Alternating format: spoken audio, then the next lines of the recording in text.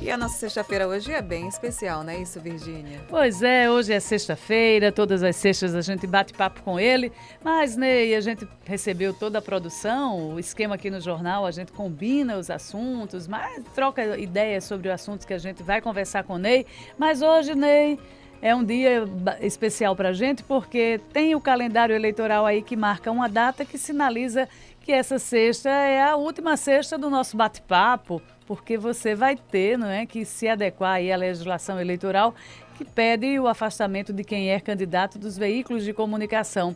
E aí eu já começo lhe provocando. Vai deixar saudade por aqui, viu? Vai.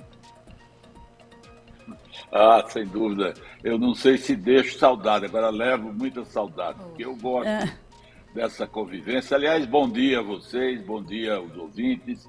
Eu gosto muito, desde 14 anos de idade que eu comecei no jornalismo pelo rádio, pela emissora de educação rural de Natal. Portanto, eu gosto muito do rádio, mas a lei eleitoral tem essas limitações, são legítimas, para estabelecer a igualdade entre os candidatos, embora aqui eu não estivesse fazendo autopropaganda.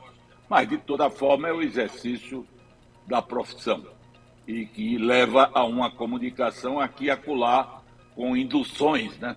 E que a lei quer proteger. Eu entendo isso e é como se diz, eu parto com saudade, mas estarei todas as sextas-feiras, todos os dias, como eu faço regularmente, ouvindo vocês. Ô Ney, a gente vai ficar com saudades suas, as suas análises, os seus comentários, o seu olhar para a política brasileira, para a política local. Mas eu queria começar também lhe perguntando o seguinte: o que é que lhe motiva, Ney, nesse momento, de deixar todo esse processo que sua vida foi construída com base na política, no jornalismo, no direito, mas agora chega um determinado momento da sua trajetória em que você vinha escrevendo, se comunicando, você nunca deixou o rádio, eu sempre lhe ouvia também em outras emissoras, mas chega um momento que você quer sair desse lado para vir para o outro, que é o lado de mostrar o seu nome como candidato aí, um pré-candidato às eleições 2022 na disputa pelo Senado. O que é que está lhe motivando para dar esse start aí, essa virada de chave na sua vida? Olha, Virginia, eu, na verdade, tinha o jornalismo e tenho com tanto entusiasmo quanto tenho a minha função de legislador. Eu gosto de legislar, eu gosto de fazer lei, eu gosto de debater. Eu passei 24 anos no Congresso Nacional fazendo isso. E o momento brasileiro do Rio Grande do Norte é um momento difícil. Nós vamos caminhar para uma legislatura a ser eleita, para o Senado, no caso, que terá a grande missão de fazer leis para pós-pandemia. A pandemia foi realmente um momento muito difícil. Aí soma-se a isso a crise global com a guerra da Ucrânia. Então, o legislador, a partir do próximo ano, ele terá que ter uma visão macro, tanto dos problemas nacionais quanto internacionais. Eu não quero me colocar como melhor do que ninguém. Não, claro que não. Mas eu posso dizer que tenho experiência, a experiência acumulada ao longo dos tempos.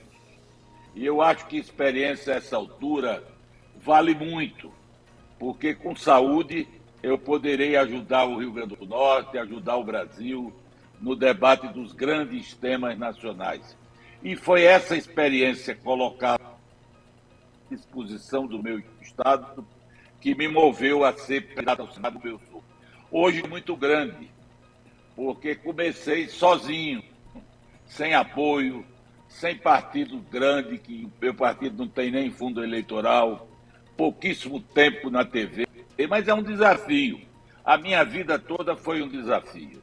E eu recebi essa semana uma notícia muito boa. Não foi propagada na mídia, eu não sei porquê, mas foi uma pesquisa da Cetas, que já me coloca próximo de 6%, 5,8% para o Senado. Ora, isso para mim é uma vitória. Eu estou sozinho não, porque eu estou com Deus e estou com o povo. Mas enfrentando pessoas engajadas, e presidente, da governadora, Hoje nossa ele daria das palavras. Pois não. a conexão hoje está um pouquinho ruim, Quer Ney. falar, Virgínia? A gente perdeu um pouco do Não seu está raciocínio. Mas voltou? Voltou? Você está falando sobre a pesquisa CETA? Então eu Ney? quero. A pesquisa CETA foi justamente um estímulo muito grande que eu tive. Eu já estou próximo de 6%. Estava com 2 pontos, foi 3 vezes mais. É pouco, mas para mim é muito. Por quê? Porque eu não estou falando no deserto. Tem muita gente que não sabe que eu sou candidato, já sabendo, cresci, se for proporcionalmente, mais de 200%, porque passei de 2 para 6, e vou prosseguir nessa luta. Essa pesquisa me deu de que eu, como parlamentar durante 20 anos, cumpri o meu... e posso voltar a ser o advogado do Rio Grande do Sul. É difícil, porque como eu enfrentando gigantes, candidatos debaixo do presidente, candidatos debaixo do braço da governadora, candidatos com verbas de milhões para ajudar os municípios. Eu só ofereço a minha voz, o meu trabalho, o meu passado, a minha experiência e a certeza de que, se eu tiver a confiança no voto livre do Rio Grande do Norte, eu não vou discriminar ninguém, eu vou atender todos os prefeitos, todas as lideranças políticas. Pois não. Ney, mas você fala também aí na sua fala desse desafio que você está abraçando nas eleições de 2022 de contribuir com uma discussão, com um conteúdo que ajude o Brasil, o país, a sair dessa crise econômica, das consequências de uma pós-pandemia, de uma guerra que está instalada. Mas, Ney, olhando com o seu olhar de jornalista hoje para esse Congresso, o nosso parlamento, ele não, na visão que eu tenho do lado de fora, esses assuntos passam muito à margem do parlamento. Hoje o parlamento ele se volta para questões muito mais, nesse momento, eleitorais, claro, não poderia ser, mas sem a pauta das grandes discussões que possam contribuir para o desenvolvimento do país. Você já pensou em que parlamento você quer ingressar, com o perfil que a gente tem hoje dos partidos políticos e da atuação dos políticos lá dentro?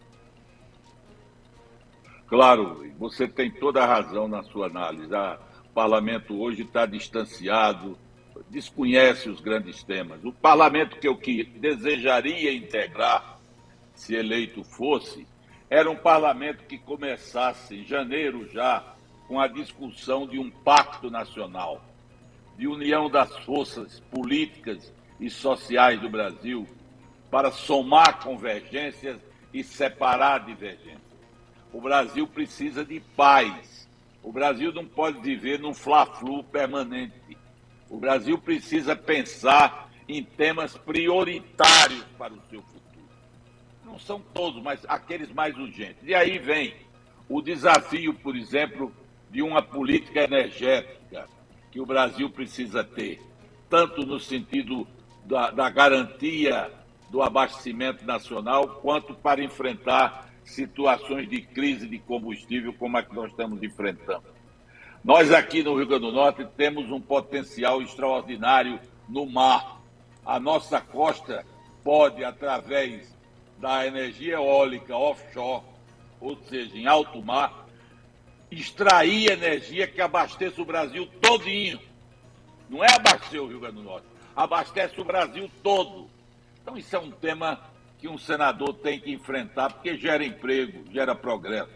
O Rio Grande do Norte tem uma posição geográfica privilegiada. Vamos instalar no Grande Natal uma área de livre comércio que atraia capitais para produzir e exportar, porque nós estamos aqui num ponto geográfico nas Américas, o mais próximo que tem da Europa, da Oceania, dos Estados Unidos, do Canal do Panamá.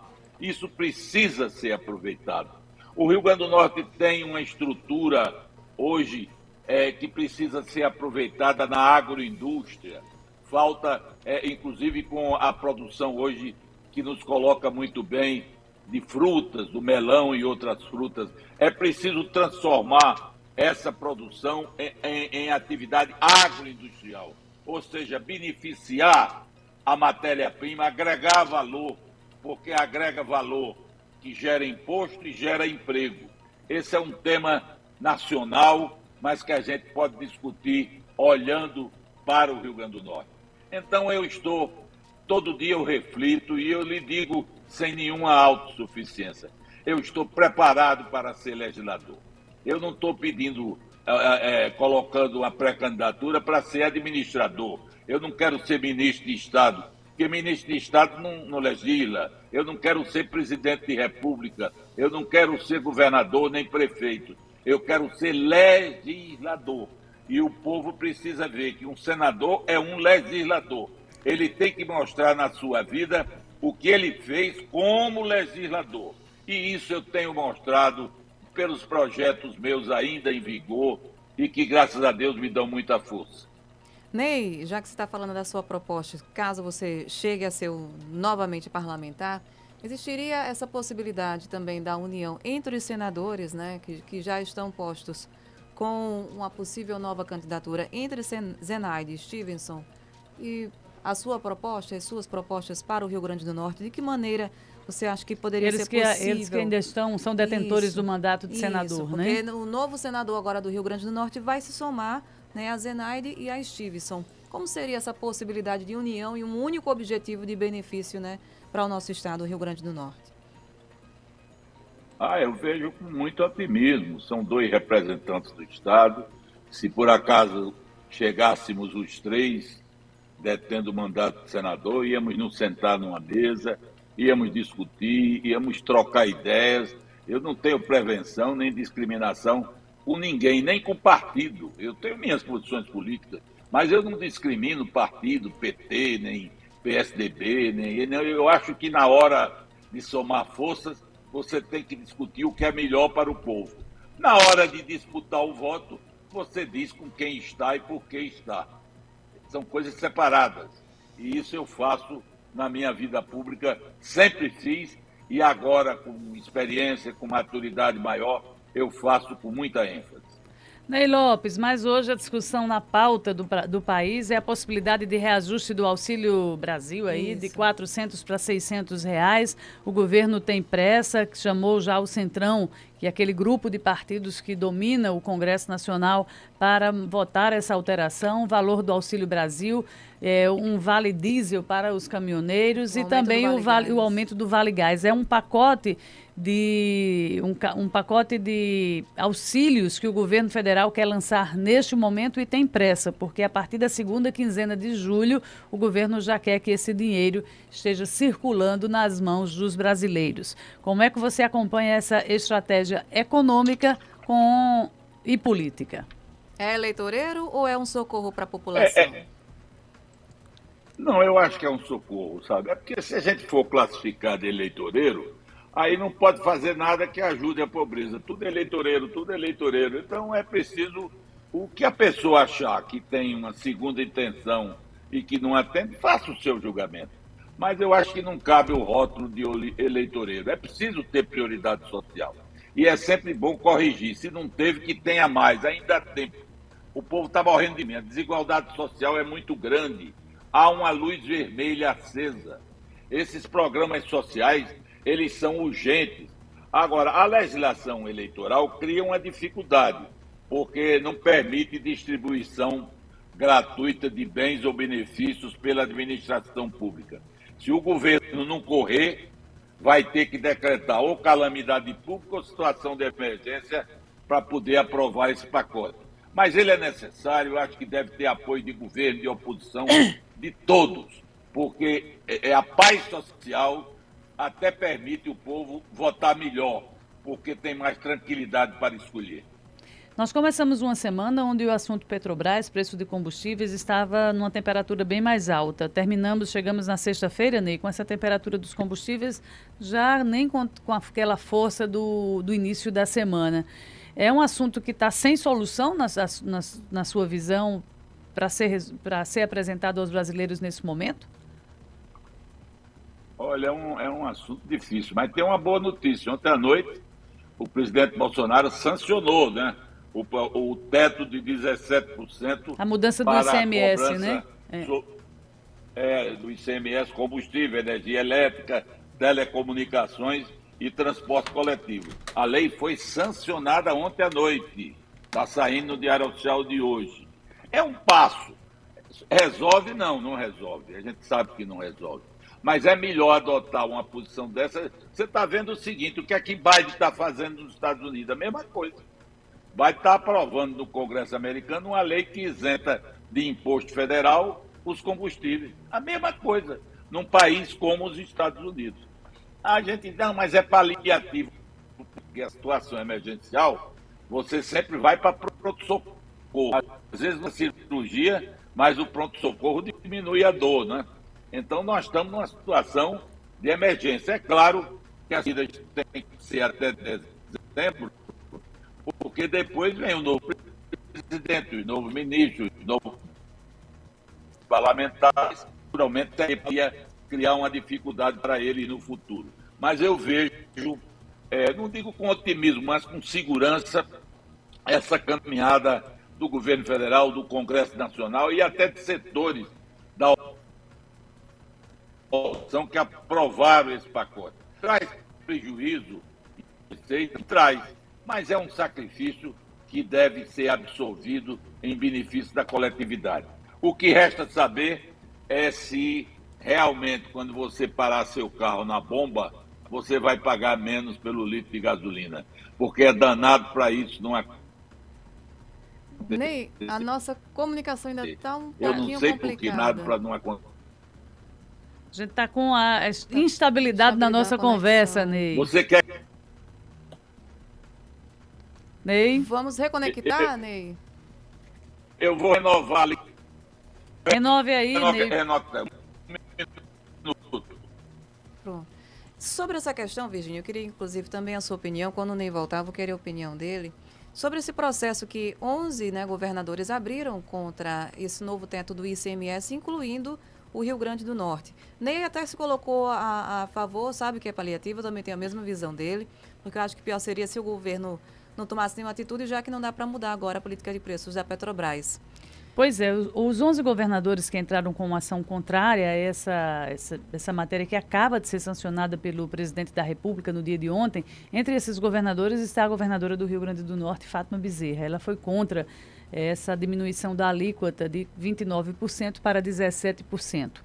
É uma questão que está judicializada, mas que mostra também uma preocupação dos estados com relação às perdas de arrecadação que irão acontecer daqui para frente. Mas é como o Ney está colocando, e esse é o pensamento da maioria da população brasileira. É preciso se tomar uma atitude para começar a diminuir os reflexos dos preços dos combustíveis na vida dos brasileiros. E uma diminuição de alíquota com compensação, que é isso que o governo federal vai fazer, há um compromisso de compensar os estados que terão essas perdas com a redução da alíquota do ICMS, seria a saída mais imediata neste pronto-socorro, né, fazendo até usando as palavras que Ney acabava de colocar aqui para a gente, de que é preciso se encontrar uma redução no preço do combustível. Você acha que está faltando sensibilidade dos governadores junto à população? Os governadores estão defendendo a receita própria dos seus estados, que nos últimos anos vem se mantendo com um crescimento significativo. O Rio Grande do Norte é um exemplo disso. Dois itens, minha gente, na composição de receita impactam positivamente a arrecadação de estados e municípios. É justamente combustível e energia elétrica. São esses dois itens que, quando o valor aumenta, o consumo também, a receita desses estados crescem. E os governos estão pensando justamente nesse prejuízo que terão, alegando que as compensações... Ney, já voltou? Tá aí, Ney? Tô aqui presente. Melhorou? Melhorou. Então, Laura estava falando sobre essa posição dos estados aí de irem de já acionarem a justiça. Eu vi. Né? Então, vamos comentar um pouquinho essa sua opinião para a gente entrar na pauta política local. Eu acho que, Laura, você tem razão. Os estados resistem, mas a receita do ICMS, eu sempre digo, ela cresceu nos últimos anos. Porque na medida que aumentava o preço do combustível, o cálculo do imposto aumentava também. Então, não é uma coisa desejável, ninguém quer perder dinheiro, eu compreendo. mas é preciso somar esforços para enfrentar esse momento emergencial. É isso que eu acho. Ney Lopes, passando aqui, aproveitando a participação de Ney, para a gente conversar um pouquinho sobre política local, a semana terminando também com decisões do Tribunal Superior Eleitoral, aquela que diz respeito às coligações majoritárias, com o lançamento de candidaturas ao Senado da República, que tiveram uma interferência muito grande no processo sucessório aqui de Natal, aqui do Rio Grande do Norte, deixando uma das candidaturas, que é a candidatura de Rafael Mota, hoje praticamente isolada num processo em que ele não enxerga sequer um palanque, Ney, para colocar seu nome à disposição. Vamos analisar esse quadro da sucessão e os reflexos dessa decisão do TSE? Olha, Virgínia, eu sou pós-graduado nessa história de palanque isolado. Porque eu sou pré-candidato e o meu palanque é a rede social, é o partido que eu tenho, da Mulher Brasileira. Então, acho que em eleição majoritária, essa história de apoio não dá segurança. Se você olhar a história do Rio Grande do Norte, você vê isso. Ganharam que não tinham nem prefeito apoiando. Não que eu desqualifique os prefeitos nem as lideranças, mas é que o povo vota muito por independência. Então, eu acho que esse fato que ocorreu com o Rafael não cria dificuldade dele ser candidato. Ele é dono de um partido, né? Porque eu digo sempre, partido no Brasil tem dono, proprietário privado, ele é do PSB. Então é ele continuar na luta, ter coragem de continuar na luta. Porque é como eu lhe digo, eu estou na luta em situação, se você for analisar em termos tradicionais, é muito mais difícil do que a dele. E acredito, não estou dizendo nem perder, mas tudo pode acontecer, inclusive ganhar a eleição. Então, pois é, Ney. Eu não vejo impedimento para Rafael. Não, Rafael, inclusive, ele já reafirmou que, apesar dessas dificuldades de apoio, inclusive, do grupo da governadora Fátima Bezerra, que ele é candidato, sim, mantém a candidatura ao Senado, até porque, Ney, voltar a uma proposta, uma disputa na Câmara Federal, na disputa pelas vagas da Câmara, ficaria muito complicado para Rafael nesse momento, porque as bases dele já foram realmente distribuídas, já estão apoiando outros candidatos à Câmara Federal. Vamos falar um pouquinho, Ney, aproveitando sua passagem também, para a gente conversar sobre essas pesquisas eleitorais nesse momento. Estamos a 100 dias. Hoje, se você olhar para o calendário, Ney, 100 dias para as eleições de 2 de outubro. Com muitas pesquisas sendo divulgadas, cenário político atual ainda de composições, de alianças, mas que não tendem a modificar o que a gente está vendo aí. Essa polarização continua, Ney? Eu acho que sim. Eu não contesto pesquisa. Claro, eu tenho minhas dúvidas, né? Porque tem gente que comanda a pesquisa. Eu não sou criança para não saber que tem pesquisas encomendadas pelos partidos, já com o endereço certo, mas eu não contesto publicamente. Porque também tem muita gente honesta nos institutos de pesquisa. Isso eu, inclusive, estou somando aqui muita coisa, guardando para fazer uma análise disso depois da eleição, por escrito. Olha, o Instituto tal dizia isso. Isso é importante. Eu vou fazer isso como jornalista depois. Eu estou somando, guardando. Por enquanto eu não contesto. Agora, pelo que a gente vê, o quadro está polarizado. Do plano federal está polarizado. No Rio Grande do Norte, não. A gente vê aqui nitidamente uma vantagem da governadora. Ney, a impressão que eu tenho e que é a sua também, a disputa esse ano no Rio Grande do Norte parece ser uma disputa só para o Senado, né? Eu acho. Porque o Senado tem 50% de indeciso. É verdade. Todas as pesquisas dão. Então não tem ninguém eleito. É disputar, por isso que eu estou acreditando, né? A gente tem que acreditar. Ney, muita gente falando aqui no chat com você. Pois é, vamos aproveitar. Eu ia fazer uma pergunta, mas vamos lá para o chat. Vai, Laura, pergunta. Não, eu queria saber se houve um aumento da diferença entre Lula e Bolsonaro nessas últimas pesquisas, inclusive da Datafolha, né, que foi divulgada acho que quarta-feira, ou foi ontem, está repercutindo muito. Você acha que essa pauta política, né, tá refletindo nesse aumento da diferença entre Lula e Bolsonaro, mesmo com esse socorro, né, social que o governo está tentando aí chegar junto da população?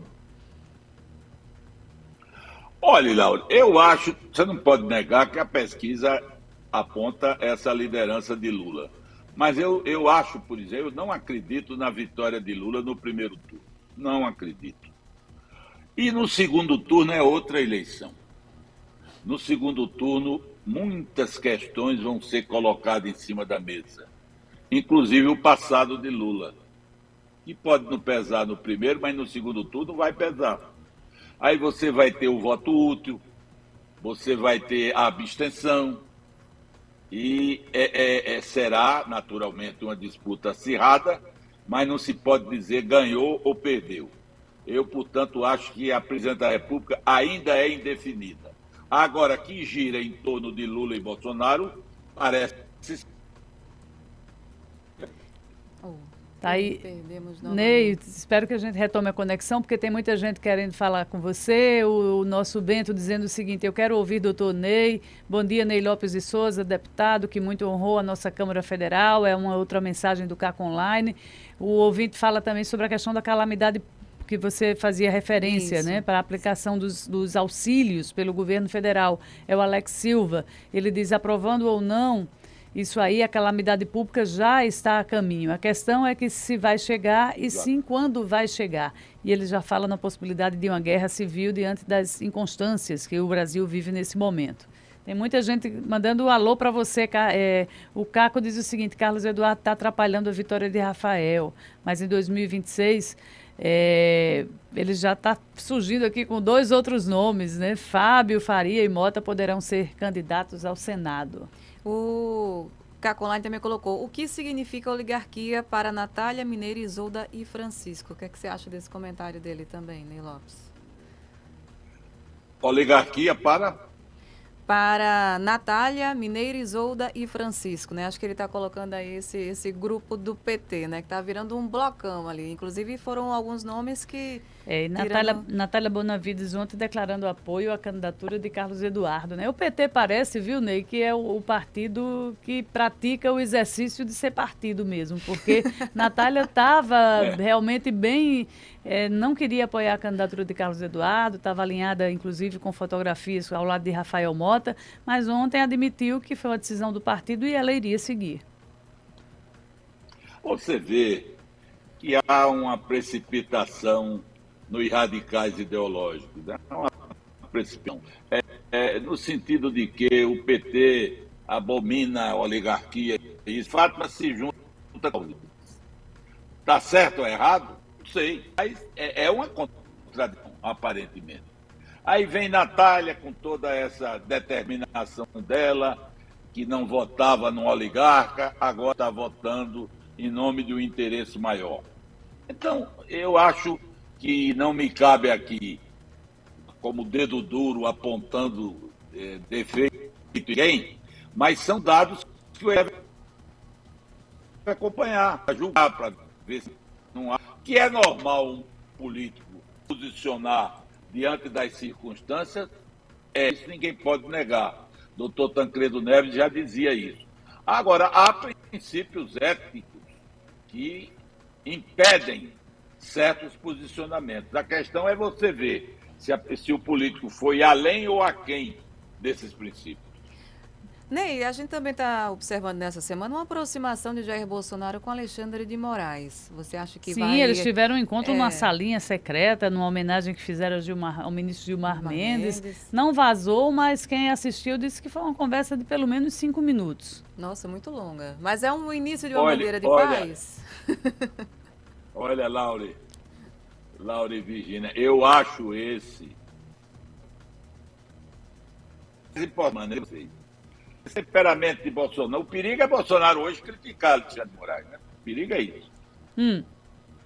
Porque ele abre e fecha 2. Mas se ele deixar a porta aberta, é bom para ele, é bom para a Justiça Eleitoral, é bom para o Supremo. Nós não podemos enfrentar uma eleição com um conflito entre os poderes. Não podemos. Essa história da urna eletrônica é segura ou não é segura? A gente tem que colocar no seguinte tema: tomar todas as precauções, como estão sendo tomadas, se houver indício veemente, apurar, mas não está jogando lenha na fogueira, porque isso cria uma posição maléfica para a própria imagem do país. Então, esse diálogo, essa conversa do presidente com Alexandre de Moraes, que vai presidir o TSE durante a eleição, me pareceu um passo importante, um ponto positivo proporcionado pelo deputado Lira no jantar que fez na sua casa em homenagem aos 20 anos de exercício de magistratura de Gilmar Mendes. Eu acredito que esse diálogo, ele não se está querendo que eles se tornem amigos desde criancinha, não. Ninguém está querendo isso. Mas que pelo menos se entendam, que tratem os assuntos de forma civilizada, de forma institucional, sem ações, sem pegadinhas. E é isso que a gente espera venha ocorrer de agora por diante.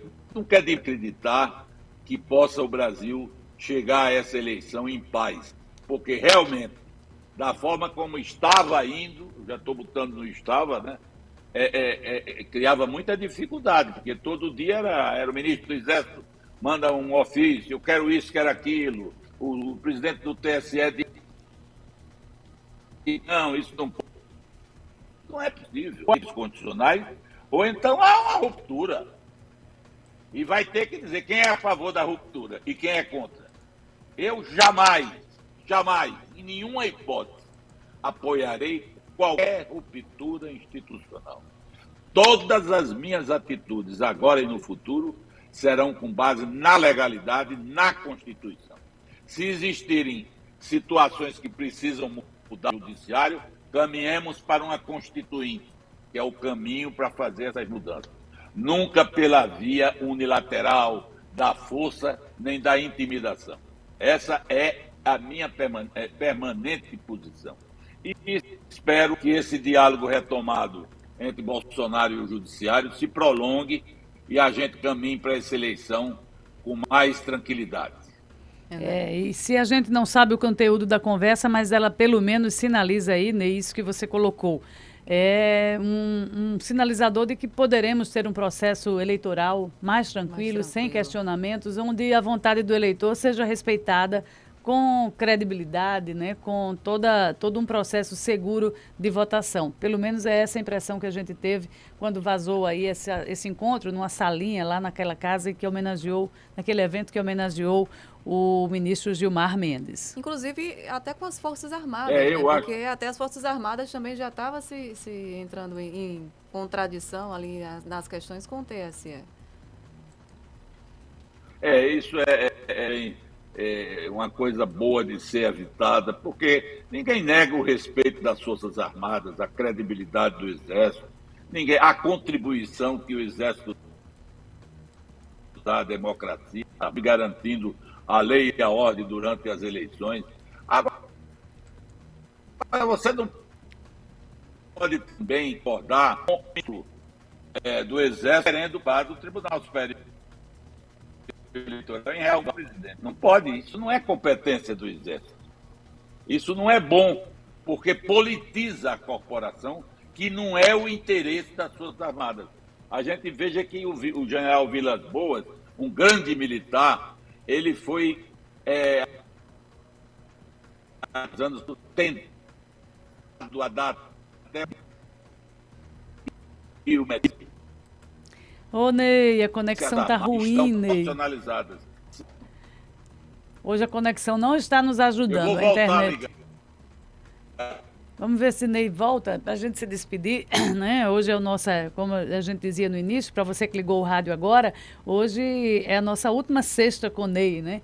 Porque a partir de agora vem o calendário eleitoral, uma das datas é o afastamento daquelas pessoas que têm programas, que participam de programas em rádio, televisão, que elas se afastem para se dedicar à campanha. Então, é uma espécie de igualdade que a legislação dá a todos os candidatos. E Ney, como pré-candidato, vai ter que sair aqui do nosso convívio das sextas-feiras, porque ele é pré-candidato, sim, ao Senado pelo Rio Grande do Norte. E vai deixar saudade. Voltou, Ney. Eu queria até Ainda aproveitar, não. Virgínia, já que a gente está esperando o Ney voltar, para o pessoal dar like aqui na nossa transmissão ao vivo. Tem muita gente participando, muita gente assistindo e pouco like. Então, bota aí aquele joinha. Vamos dar um like pra gente nessa sexta-feira. Vocês estão gostando aí do comentário de Ney? O Alex Silva diz o seguinte: a pegadinha já foi feita, agora está um caminho sem volta, pois os aumentos históricos dos alimentos, combustíveis e até mesmo do custo de vida estão aí e chegarão a valores nunca vistos, né? Ele se referindo aí a esse auxílio que o governo federal está se programando para oferecer aos brasileiros já a partir de julho. Ney Lopes, são 8h50, a gente já caminha aqui para o final da nossa conversa dessa sexta-feira. Em meu nome, em nome de Laura, a gente só lhe deseja o melhor. Boa sorte. Com certeza. Certo? E estaremos sempre por muito aqui. Obrigado. Muito obrigado a vocês. Para mim foi uma alegria muito grande participar desse programa. Vou me ausentar, porque como o Preta Senei permite, mas eu estarei sempre presente na audiência, até para me informar, e agreguei conhecimentos e até desenvoltura jornalística no convívio com vocês, e eu agradeço e partilhado. Mas ganhando ou perdendo, depois de 2 de outubro eu estarei aqui com você, se a direção da rádio permitir. Estarei, porque eu gosto disso, né? E hoje eu vou. Já chegou aqui, ó. Ei, Ney, você está no milho. Muito bem. Olha, Ney é autêntico. Eu e Laura, a gente resolveu vir com a roupinha de São João, mas Ney trouxe a espiga do milho. Trouxe canjica, tá ali escondida, eu viu, trouxe a espiga. Eu não quis. Eu pensei em vestir uma camisa de São João. Eu não quis festar essa alegria nas estampas. Aí preferi lembrar o milho, né? Porque eu gosto muito do milho assado. E você sabe, Virgínia e Laura, ontem eu saí no carro com a minha mulher procurando comprar uma espiga. Fui ao Alecrim e não encontrei. Mas Ney, Ney... Só tinha milho verde. Rapaz. Eu comprei. Já estou com o carvão, vai começar queimado. Bora assar esse milho, Ney. Eu gosto também do milho assado. Se eu achar um milho assado, eu vou levar para você. Vou dar uma dica onde sempre tem milho assado. Vou dar uma dica para você, que sempre tem. Ali na esquina da Câmara Municipal, ali na Campos Sales com Jundiaí. Final de tarde, sempre chega um senhor que ele vende milho cozido e milho assado. Vai lá para você matar a sua vontade. Mas assa o milho aí no carvão de casa. Ney, o José Antônio Alves Feitosa está pedindo para você deixar os seus contatos. Os meus contatos é o seu telefone, está sempre à disposição no WhatsApp, 9982. Ney, repita, Ney. Atrapalhou, Ney, aqui a conexão. Repete, por favor. 999 82 3414. 3414 é o celular de Ney. Ney, coma a sua espiga de milho. A rede social. E as redes sociais, viu, Virgínia? Sim. @Ney Lopes RN. Ok, Ney Lopes. Ney, uma ótima sexta para você. Coma a sua espiga de milho, assada ou cozida, que é bom demais. Né? Boa sorte, sucesso. Estamos sempre por aqui. A gente vai se encontrar, sim, com o Ney, quando nós, a Rádio Jovem Pan News, Sistema Tribuna, fará uma rodada de entrevistas e um debate com os candidatos ao Senado. E Ney vai voltar aqui para conversar com a gente. Agora como candidato. Obrigada, Ney. Sucesso, boa sorte. Deus lhe abençoe. Amém. Obrigado. Bom dia a todos vocês.